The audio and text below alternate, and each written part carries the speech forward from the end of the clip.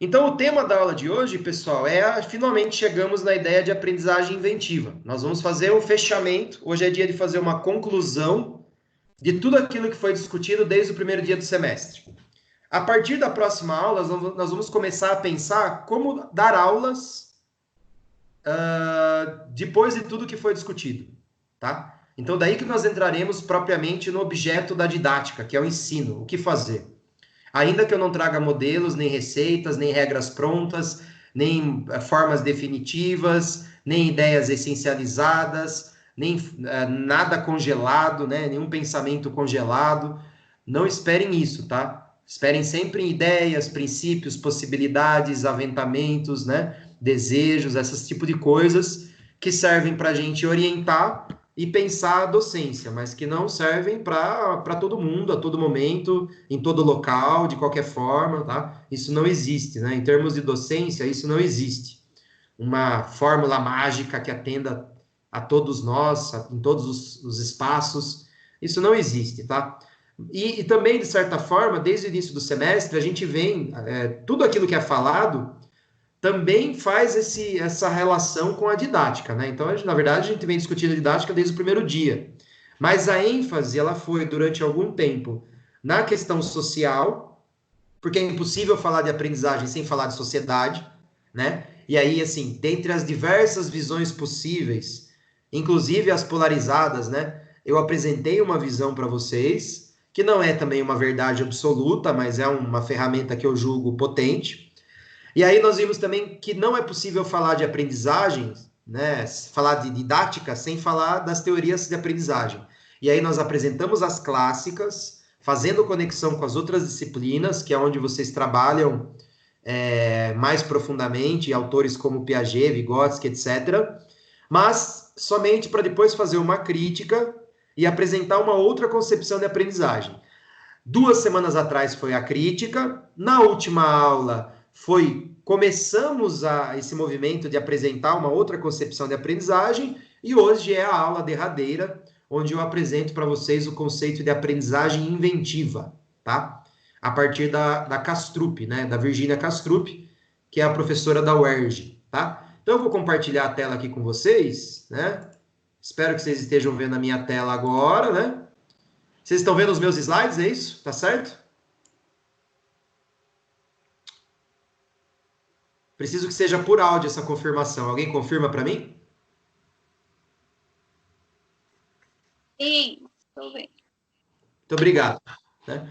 Então, hoje nós vamos discutir, então, que raios é esse trem de aprendizagem inventiva, tá? Que casa muito bem com a filosofia da diferença, né? O que é a filosofia da diferença? É um pensamento que entende o conhecimento enquanto perspectiva, numa construção com a realidade. A realidade não é dada, a realidade é construída, tá? E o sujeito, ele não é objeto que é atingido por o conhecimento mediado pela realidade. Sim, o sujeito também é construído nessa triangulação entre conhecimento, realidade e sujeito, tá? Então, ali um movimento onde, ao mesmo tempo que nós construímos conceitos, ideias sobre o mundo, nós também nos construímos, tá? Então, a essa linha de pensamento nós chamamos de filosofia da diferença. Logo, não se trata de construção de verdades, se trata de apresentação de perspectivas. É um escape da filosofia moderna. E é um escape que eu julgo interessante, principalmente em tempos de polarização política, porque se a gente pegar as principais vertentes políticas contemporâneas, né, os adeptos do liberalismo, né, e radicalizados no neoliberalismo, e os adeptos das teorias coletivistas, com destaque para o marxismo, tanto um extremo quanto o outro, eles não deixam de ser teorizações modernas. Como assim? Ambos possuem a mesma raiz filosófica. Ainda que eles tenham uma visão sociológica, econômica distinta, e eles tenham princípios e doutrinas diferentes, eles ainda se entendem como uma construção científica do real. Então, eles não acham que... Quando você conversa com um liberal ou com um marxista, ele não acha que ele está discutindo uma possível perspectiva sobre a realidade. Ele acredita que ele está discutindo a verdade em si, tá? Então, a filosofia da diferença, ela é um escape dessas dicotomias que acabam sendo reducionistas da realidade, do conhecimento, do sujeito e das possibilidades. O rigor aqui, nessa concepção, o rigor não é dado pela aproximação com a verdade, mas sim pela multiplicidade de ponto de vista. Ou seja, quanto mais pensamentos distintos, perspectivas distintas atuando sobre determinada construção de um conhecimento, mais complexo, mais rigoroso ele é. Que é o inverso dos mecanismos científicos clássicos modernos que constroem experimentos de atingimento de uma suposta verdade. Tá? Então, assim, é um escape dessas polarizações contemporâneas. E também é um escape das teorias de aprendizagem modernas. Por quê? Porque as teorias de aprendizagem modernas, ainda que elas variem entre si, né? Se você aprender Vygotsky, não tem nada a ver com valor. Vocês viram isso, nós tivemos uma aula para discutir isso. O quanto o comportamentalismo é uma escola, o quanto a psicologia genética é uma outra escola, a psicologia social é uma outra escola. Mas o que todas as teorias clássicas têm em comum é essa ideia de atingir o real da coisa. Ou seja, todas elas se pressupõem cientificamente verdadeiras, né? E aí elas promovem experimentos dentro da sua própria lógica interna para provar o qual verdadeiras elas são, tá? E a vantagem de você abordar as concepções e os conhecimentos construídos dentro do perspectivismo da filosofia da diferença é a vantagem de você entender o conhecimento, qualquer teoria, enquanto uma ferramenta. O que eu quero dizer com isso, né? Que o martelo e o serrote não precisam brigar para saber quem é mais verdadeiro. Se você quer pregar um prego, você vai precisar de um martelo. Se você quer serrar uma madeira, você vai precisar de um serrote. Então, assim, são instrumentos que cumprem funções distintas. Então, não é uma questão de quem está mais certo, Piaget ou Vygotsky, mas o que eu posso fazer a partir da filosofia piagetiana e o que eu posso fazer a partir da filosofia do pensamento psicológico de Vygotsky. Essa é a grande virada epistemológica ou uma grande fuga da epistemologia, né? Se a gente entender a epistemologia enquanto um ramo filosófico que prega o real do conhecimento, é o grande escape dessa busca platônica por uma verdade absoluta, por um mundo ideal. É o escape de você entender que o conhecimento ele tem a utilidade dele dado o contexto de utilização. E aí eu posso trabalhar com aproximações muito mais dentro de uma filosofia, de uma geofilosofia do pensamento, do que de uma temporalização ou uma dialética do pensamento, né? O que seria uma dialética? Essa ideia de que tem uma tese contra uma antítese e promove uma síntese e o conhecimento vai se tornando mais verdadeiro, né? É fugir dessa ideia de dialética, essa ideia de idealismo, essa ideia de verdade, e cair para uma ideia de que os pensamentos são múltiplos e eles se aproximam ou se distanciam de acordo com as suas possibilidades, né? Então, qual a possibilidade de um trabalho piagetiano? Qual a possibilidade de um trabalho comportamentalista? Aonde eu vou chegar com isso, né? E aí o professor, quando ele vai dar aula, é como se ele tivesse uma caixa de ferramentas mesmo, né? Então você está levando para sua aula aquela caixa lá que tem furadeira, que tem martelo, que tem tudo lá. E você vai usar o conhecimento que for mais adequado para aquele momento, tendo em vista um ethos, né, um pensamento, valores que dependem de um cuidado de si, de um olhar para si, né? É um processo que não é construído de dentro para fora, mas ele é imanente, ele é produzido na relação com o social. Mas também no processo pedagógico é construído dentro da comunidade escolar. Falando de uma maneira mais simples, né? Os meus valores, eles entram em relação com os valores da comunidade escolar e a gente produz um plano para a escola, um objetivo de ensino, e aí eu vou abrir a minha caixa de ferramentas para atingir aquele objetivo. Falando de forma ainda mais simples, eu tenho coisas que eu acredito que vêm da minha formação enquanto professor, aí eu vou para a escola, eu conheço os alunos, eu conheço os pais, eu conheço o meu diretor, eles falam quais são os problemas daquela escola, o que eles esperam da educação física, e aí eu pego todos os teóricos, seja Piaget, Vygotsky, seja quem for, e eu vou lendo eles para me dar ideias de como eu posso dar uma boa aula para atingir o objetivo da escola, né? Então, para chegar onde a escola precisa, tá? E o que eu vou fazer com vocês hoje é apresentar mais uma ferramenta, que é a ferramenta da aprendizagem inventiva, tá? Bom, aprendizagem inventiva, então, da onde vem? Né? Vem do pensamento deleuziano, tá? A gente conversou na última aula, né, sobre a diferença entre reconhecer e entre... Na última aula, não, na antepenúltima aula, entre reconhecer e criar pensamento, tá? Ah, professor, não entendi porra nenhuma daquela aula, muito difícil. Bom, convido vocês para assistirem ela de novo, ela está gravada, está disponível na plataforma Saga. Anotem as dúvidas, o tema é difícil, o tema não é simples. Anotem as dúvidas, tragam para a próxima aula para a gente debater, tá? Bom, então da onde vem essa ideia de aprendizagem inventiva? Primeiro vem da ideia de fugir da recognição, né?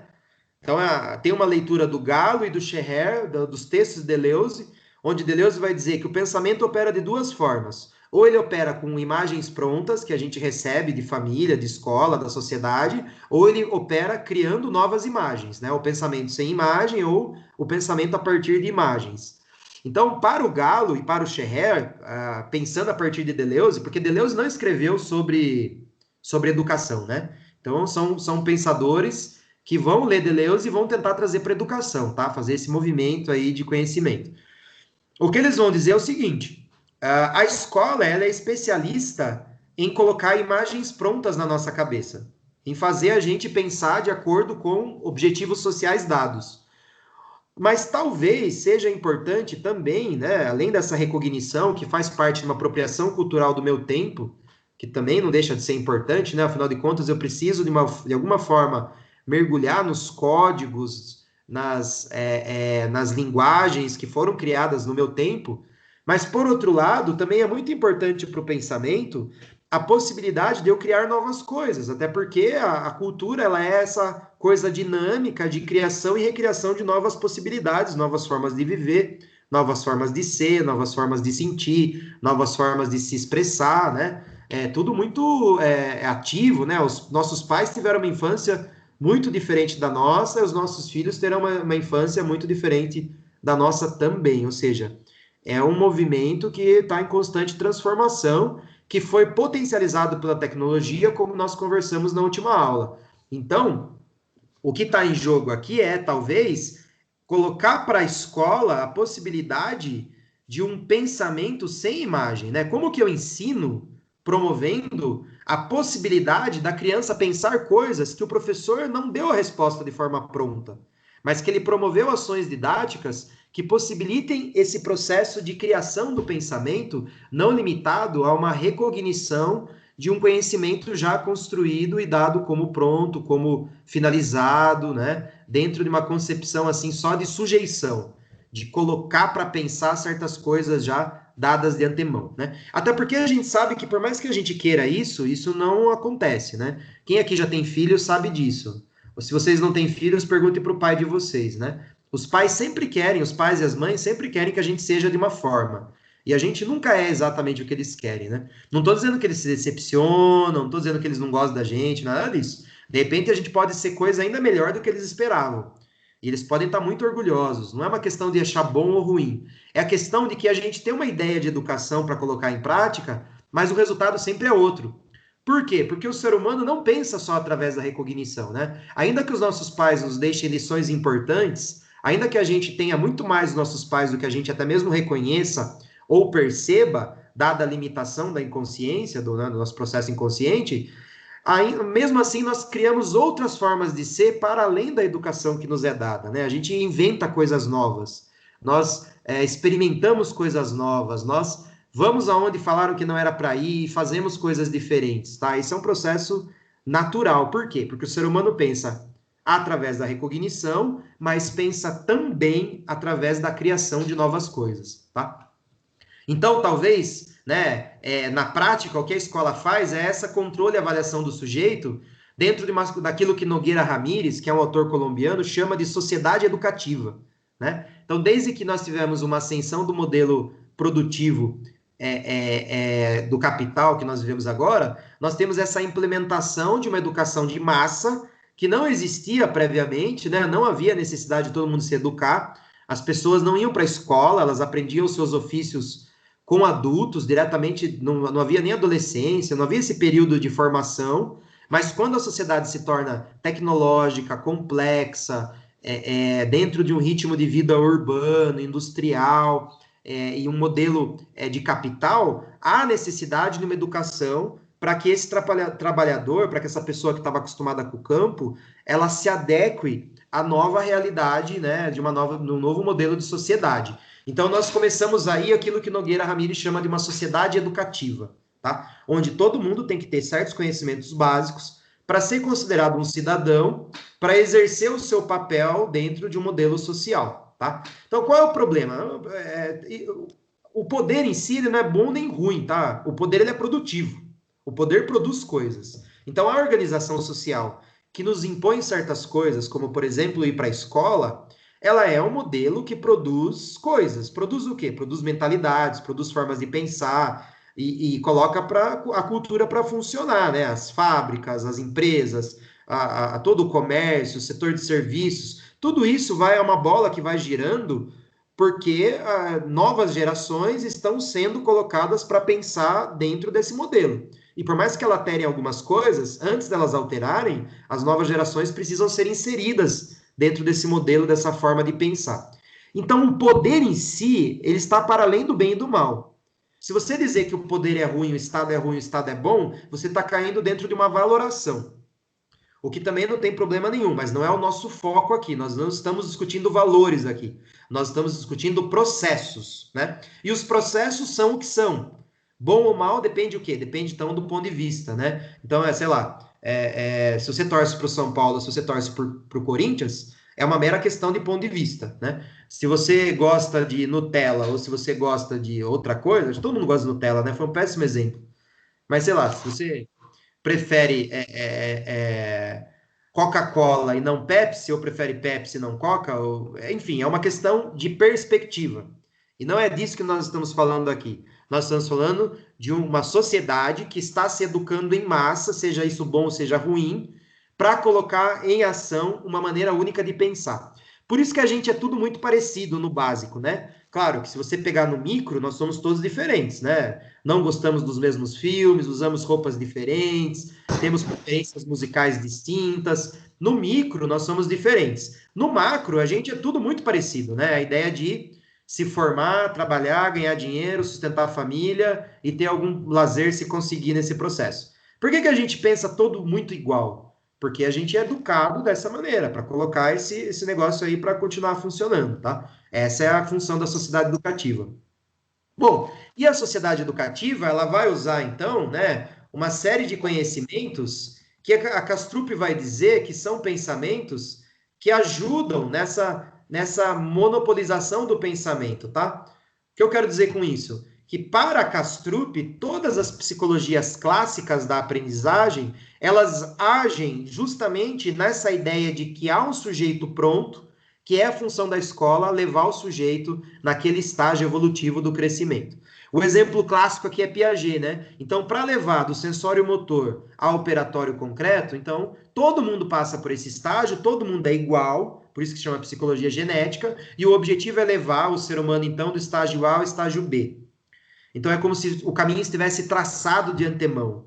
A priori, nós já tivéssemos um percurso a ser formado. Tá? Então, essa crítica de um tradicionalismo no percurso formativo é o que leva a Castrup a pensar uma outra forma, uma outra concepção, uma outra ideia de aprendizagem que fuja desse controle avaliativo no pensamento do sujeito. Ou seja, uma forma de avaliar onde o sujeito tenha mais espaço, né? Eu não vou cair na palavra nem liberdade, nem autonomia, porque daí eu estaria remetendo a uma filosofia da consciência, e o foco não é esse, né? Uma vez que é um pensamento articulado com o fora, ou seja, é um sujeito não essencial, é um sujeito que vai criando o seu pensamento dentro da realidade na qual ele nasce e na relação com essa realidade, com essa cultura, né? Dependendo da maneira das escolhas que ele faz, ele vai se formando nesse processo e não ele está pronto de antemão. Então, para Castrup, nós precisamos de uma concepção de aprendizagem que pense o sujeito desse jeito, né? Então, ela escreve um livro chamado A Invenção de Si e do Mundo. Virginia Kastrup, então, é essa mulher aqui, né? Essa loira, né? E ela escreve esse livro, A Invenção de Si e do Mundo, Virginia Kastrup, né? Então, de forma bem resumida, né? O que Kastrup diz, então, que é uma aprendizagem inventiva? A partir dos estudos da produção da subjetividade, ela começa a entender como a gente se constitui como sujeito. Então, assim, por que eu penso o que eu penso? Essa é a questão chave aqui. Por que eu sou o que eu sou? Da onde eu tirei as coisas que eu acredito? Como eu fui me formando enquanto pessoa? Dentro das perspectivas não essenciais, aprender, e partindo de concepções de Deleuze, aprender é uma espécie de encontro com signos. Né?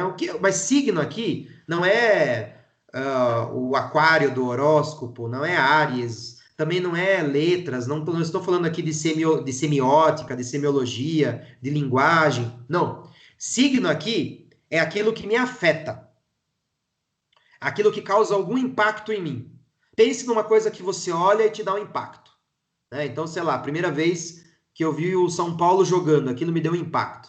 A primeira vez que você conheceu uma pessoa, a primeira vez que você entrou na Fefiso, a primeira vez que você chutou uma bola, a primeira vez, etc, etc. Então, e não só a primeira vez, né? Porque isso continua, todo dia. A gente vai se encontrando com coisas e as coisas me afetam. Por que me afeta? Porque é uma questão do sensível e não uma questão do pensamento pronto. O pensamento pronto é a razão. A razão ela é dada, né? Ela é pronta, já há uma certa produção hegemônica de subjetividade, da qual as pessoas e a escola, e minha família, a sociedade vão me levando a pensar daquela forma. Então a gente fica vivendo de idealismos, né? De ideias prontas, mas o corpo ele sente as coisas diferente, né? Então o corpo é o que diz se está havendo um afeto, se eu estou sendo afetado por aquilo que me acontece, ou se eu não estou sendo afetado. E dentro da aprendizagem inventiva, eu só aprendo aquilo que me afeta. Mas, professor, eu lembro até hoje da fórmula de resolver equação de segundo grau, né? A fórmula de Bhaskara, eu lembro até hoje, porque eu fui obrigado a decorar. Então, veja, aquele é um outro tipo de aprendizagem. Para Kastrup, aquilo é aprendizagem recognitiva. Quando você é obrigado a entender uma coisa, você queira ou não, e é obrigado a repetir, decorar e fazer exercícios, e aí aquilo vai entrando na sua mente e vai ficando, né? Vai te sujeitando e vai produzindo uma forma de pensar em você a partir da recognição, tá? E olha, não se trata de demonizar a recognição, tá? Quando os nossos pais começam a ensinar a gente que a gente não pode fazer cocô em qualquer lugar, tem que fazer no banheiro, não deixa de ser uma espécie de disciplinamento, né? Que vai colocando uma forma de ser e existir. E isso é ótimo, né? Porque eu não quero, por exemplo, estar dando aula lá e alguém resolve fazer um cocô no meio da sala, tá? Então, assim, não é criticar a recognição. Recognição é aquela coisa, aquele pensamento já pronto, né? Tipo o nosso cotidiano, o hábito, né? Então não é criticar, jogar no lixo, tá? Não é isso. Mas é que talvez nós tenhamos, enquanto seres humanos, a necessidade de mais. Nós precisamos, a nossa mente, ela trabalha com coisas que nos afetam. Nós precisamos estar com o pensamento em movimento.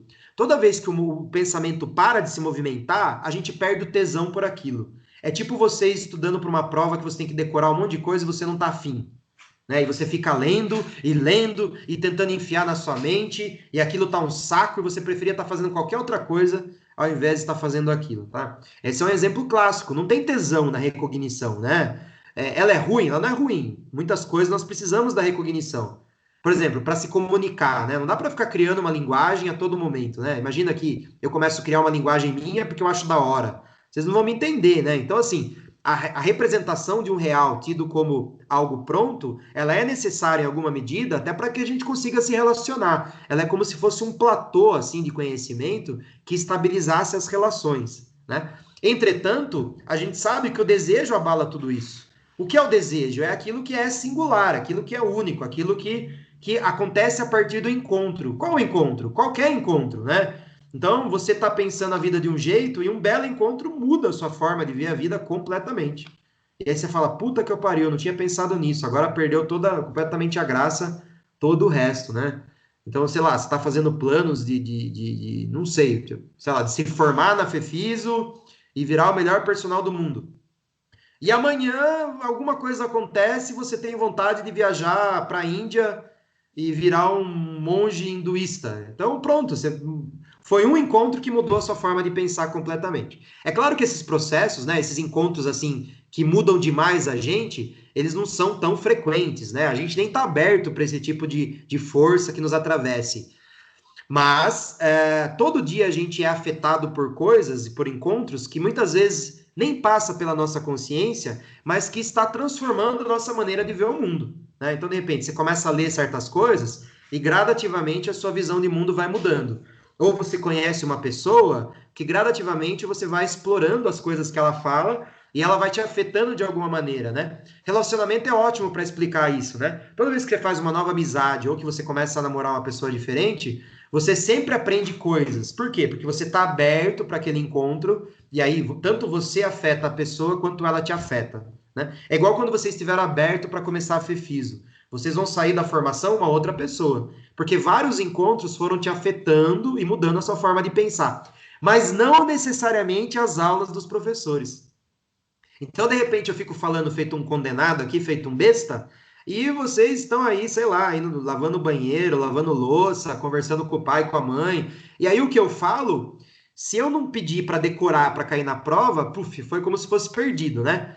Agora, muitas coisas que vocês viveram na FEFISO, sem perceber, afetaram vocês. Que pode até ser uma aula, mas pode não ser. Pode até ser um corpo cultura, mas pode não ser. Pode ser muitas coisas, porque isso é sempre singular e imprevisível, né? Por isso que daí Deleuze vai dizer que não tem métodos para encontrar tesouros, né? O aprender, nesse caso, ele é sempre um processo, é sempre uma passagem, é sempre um acontecimento.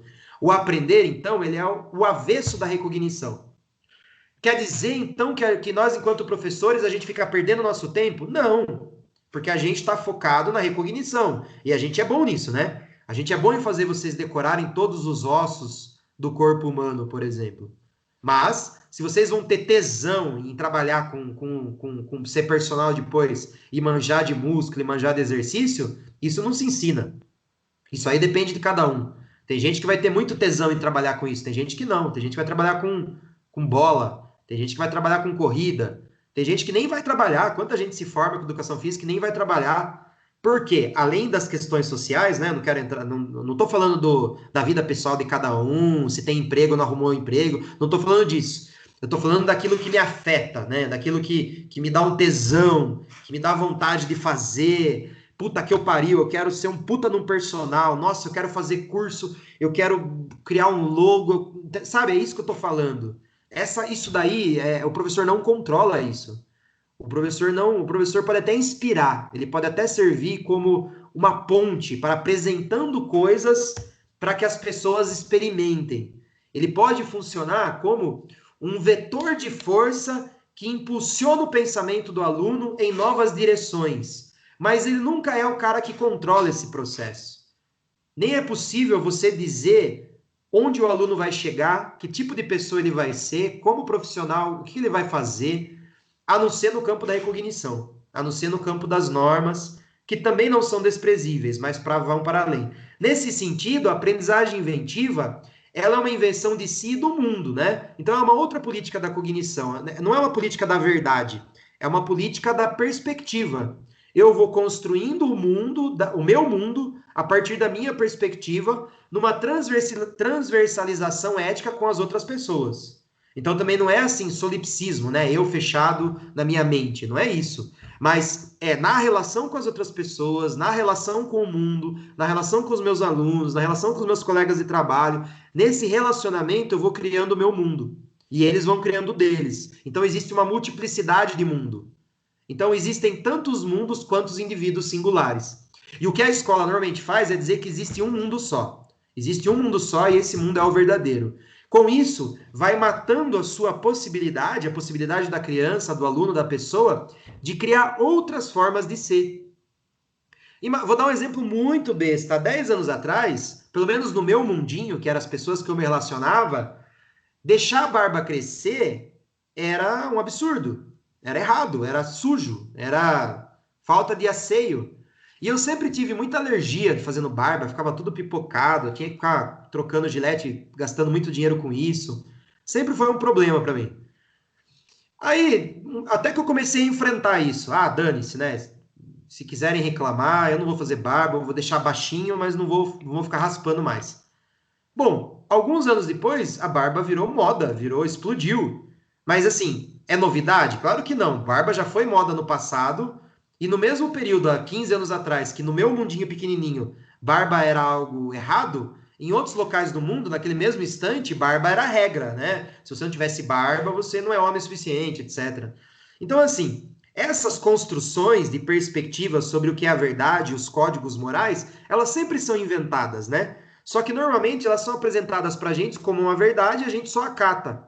O que a aprendizagem inventiva vai propor é essa capacidade de você criar as suas próprias visões sobre o mundo. Então, o que o mundo é para mim? Como eu quero um mundo para mim? Como eu vou inventar um mundo para mim? Claro, sempre dentro de uma transversalização ética, né? Eu não vou criar um mundo para mim onde eu tenho o direito de fazer mal para o outro, né? Não é isso que está sendo defendido aqui. Mas é na relação com o outro, como que eu crio modos de existência que abram espaço para o meu pensamento continuar em movimento e em perpétua criação. Então, é um pensamento sem imagem, ou seja, eu tenho algumas respostas que a escola me dá, eu tenho algumas respostas que os livros me dão, eu tenho algumas respostas que me vêm prontas, e tudo bem, eu vou considerar elas, mas eu vou usar elas como uma ferramenta para eu criar outras perspectivas, né? Então, é a invenção, é a capacidade do pensamento de criar coisas novas todos os dias, sem nenhuma lei, sem nenhum princípio que lhe determine a priori. É o inverso de Piaget. Enquanto Piaget diz que existem leis do pensamento, a aprendizagem inventiva vai dizer que o pensamento é uma criação sem lei. Não há limites para a nossa capacidade de criar coisas novas. Não há limite para a nossa capacidade de criar novos livros, novos filmes, novos contos, novas roupas, novas formas de se relacionar, novos trabalhos, novas comidas, novas palavras, novas, enfim. É infinito essa ação autopoética, ou seja, se não há um sujeito fundante, eu vou me criando enquanto eu vivo, estando aberto para o que vem de diferente. Da onde vem o diferente? Desse contato com o mundo lá fora, dessas possibilidades de encontros que vão promovendo em mim outras formas de pensar para além das formas engessadas que a escola me coloca, que a família coloca, que a sociedade coloca, né? Que o professor coloca. Então, é um pensamento que supera as determinações escolásticas. Ele supera as condições dadas para que o pensamento exista no nosso contexto social de sociedade educativa, né? Então, o grande objetivo disso é a criação de uma competência ética, porque ética vem do ethos, né? Morada interior. Então, se não tem nenhuma essência que me define, e eu, eticamente, eu sou aquilo que eu construo para mim, aprender inventivamente é ter competência para se criar progressivamente numa virtualidade de si. O que é isso, né? Eu ter, assim, a consciência das coisas que me influenciam, que compõem o meu pensamento, para que eu vá gradativamente promovendo mudanças e abrindo coisas para novidade de uma maneira que eu esteja sempre com uma potência alta. Esse é o objetivo, ainda que não seja possível, né? Ainda que várias coisas me imponham condições, me imponham limites, barrem as minhas criatividades, impeçam os meus modos diferentes de ser, né? Nós vivemos num mundo cheio de regras, né? Nós estamos em relação com outras pessoas. Tem aí uma questão, assim, não é ser tudo que eu quero, isso é impossível, né? Então, assim, não posso querer ser um sujeito que não quer respeitar as regras do trânsito, por exemplo. Então, não dá para fazer tudo o que eu quero. Mas, pelo menos, que eu tenha consciência desse processo para que eu não precise ser tudo o que me falam. Para que nesse jogo de possibilidades e restrições, eu possa ir criando formas de pensamento que potencializem a minha vida. Para que eu possa ir criando formas de pensar, ser, me vestir, me alimentar, praticar esportes, ou seja, para que eu tenha uma espécie de liberdade, entre aspas, porque é uma liberdade de competência ética, não uma liberdade de direito natural, mas que eu possa ir me construindo enquanto pessoa nessa relação com o fora, nessa relação com a sociedade, nessa relação com a escola. E como que eu dou aulas a partir disso, né? Bom, aí essa é uma questão já, né?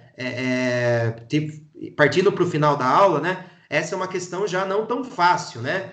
Eu não tenho respostas prontas para vocês, tá? Mas vamos pensar assim: se não tem o sujeito pronto, mas práticas de subjetivação, os gregos tomavam alguns cuidados para pensar que tipo de pessoas eles estavam sendo formadas.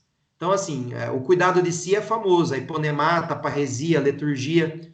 O que é hiponemata? É anotar, é tipo agenda, é você anotar como você está se sentindo hoje. Para que serve isso? Porque daqui a alguns dias você pode ler o que você escreveu e você consegue se construir a partir daquilo.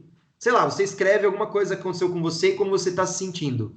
Dali 2 semanas você lê, você fala, olha só como eu estava me sentindo, né? Não vou cometer mais esse erro. Percebe que é um instrumento de você começar a se construir?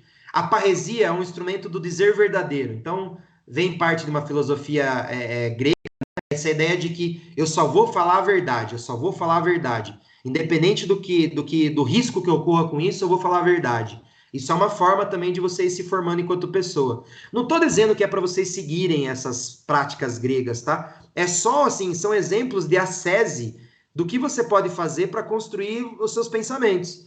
Tem gente que gosta de ficar lendo autoajuda, por exemplo. Tem gente que gosta de ficar postando frase no Instagram. Eu vejo um monte de gente que posta frase no Instagram que não é para os outros lerem, mas é para ela mesma reforçar a maneira como ela pensa, sabe? Então, a igreja também tem muito isso, né? Tipo, o que é o confessionário se não é uma maneira de você voltar o seu pensamento dentro de uma doutrina, né? Por que você vai lá e você confessa que você fez um monte de merda e o seu único punição é você rezar X orações?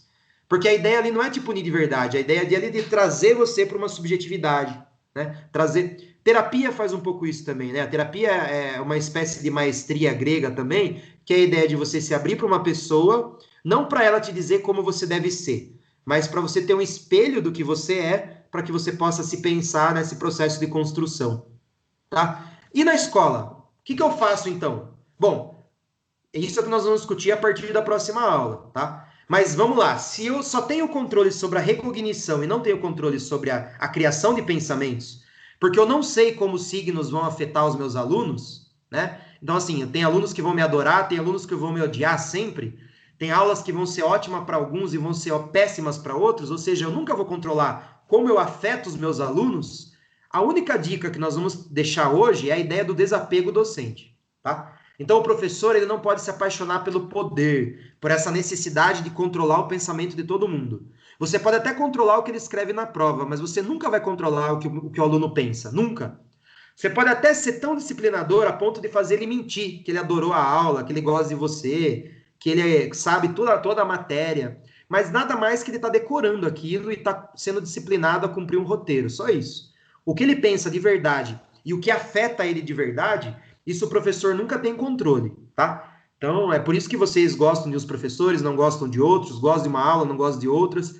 Isso é sempre singular e está para além de qualquer controle.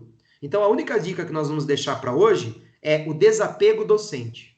Então, chega de sofrer. Eu não vou agradar todo mundo, eu não vou atingir todo mundo, eu vou dar o meu melhor, eu vou dar uma aula da melhor maneira que eu acho, mas sem essa necessidade de ficar controlando as pessoas, de ficar determinando como elas pensam, de funcionar como se fosse um doutrinador, um predador do pensamento alheio, né? Um dominador das crianças, dos alunos, das formas de vida, né? Eu acho que isso é o principal para hoje, tá? Com isso eu concluo a exposição, né? Vou parar de compartilhar o slide aqui e vou finalizar a gravação.